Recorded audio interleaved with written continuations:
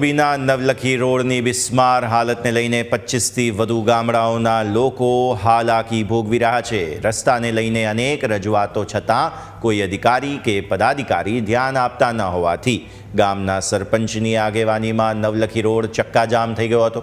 Road repair કરવા ગામ લોકોએ 48 કલાકનું અલ્ટિમેટમ આપ્યું હતું। જો 48 કલાકમાં રોડના ખાડા રિપેર કરવામાં નહીં આવે તો સરપંચોની આગેવાની હેઠળ ઉગ્ર આંદોલન કરી અને રસ્તા ફરી ચક્કાજામ કરવામાં આવશે તેવી ચીમકી ગ્રામજનો દ્વારા ઉચ્ચારવામાં આવી છે। ચોમાસા બાદ ગુજરાતના મોટાભાગના રોડ રસ્તાની હાલત કફોડી છે। તેમાં પણ ખાસ કરીને નેશનલ હાઈવેમાં મસમોટા ખાડા હોવાને કારણે અવારનવાર નાના મોટા અકસ્માત થતા હોય છે।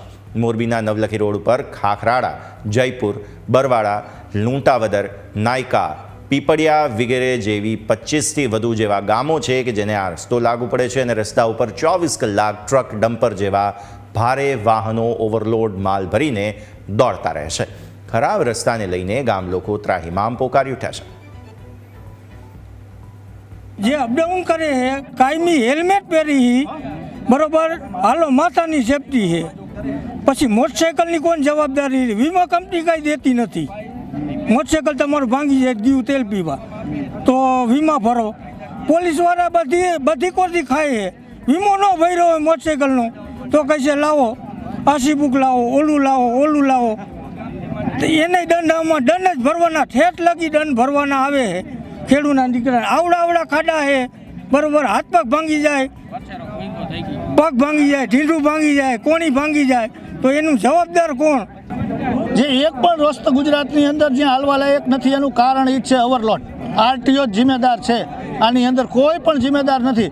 રોડ રસ્તાઓ એનું કામ PWRMD જે પણ વિભાગની અંદર જે કેપેસિટી મુજબ કરતા હોય છે એ કરતા જ હોય છે। માત્ર ને માત્ર ઓવરલોડ વાહન જે પણ છે એ બંધ કરવા સરકારશ્રીને આદેશ આપવા માટે સ્વયંભૂ તમામ ગામના લોકો હાજર થયા છે। જે નવલખી મોરબી જે રોડ છે એ રોડ કચ્છને, માળિયાને બધાને લાગુ પડે છે અને ઢીચણ હમાણા ખાડા આ રોડ ઉપર થઈ ગયેલા છે। તંત્ર કે આરટીઓવાળા કે નેતાઓ કોઈએ પણ આ બાજુ નજર કરી નથી। તો અમારી માગણી એવી છે કે તાત્કાલિકના ધોરણે અહીંયા રોડનું રિપેરિંગ કામ કરાવે।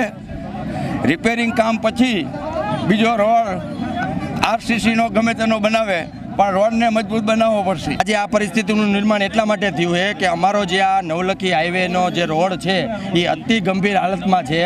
કારણ કે જયપુર છે, ખાખરાળા છે, બગતડા, બરવાડા છે, આ બધા ગામના જે લોકો છોકરાઓ અપડાઉન કરે છે એની વારંવાર અમને લોકોને ફરિયાદ કરવામાં આવે છે કે ભાઈ આ રસ્તો રહ્યો એ સાવ ખરાબ હાલતમાં થઈ ગયો છે। અને રિપેરિંગ એ કેવી રીતે કરેલું છે કે મોટા મોટા પથ્થરો નાખી અને ગાબડાઓ રહ્યા એ પૂરા કરી દેવામાં આવે છે। તો મોટા વાહનોના કારણે ભય એવો રહે છે કે એ પથ્થરો ઉડી અને એમને લાગી શકે એવો।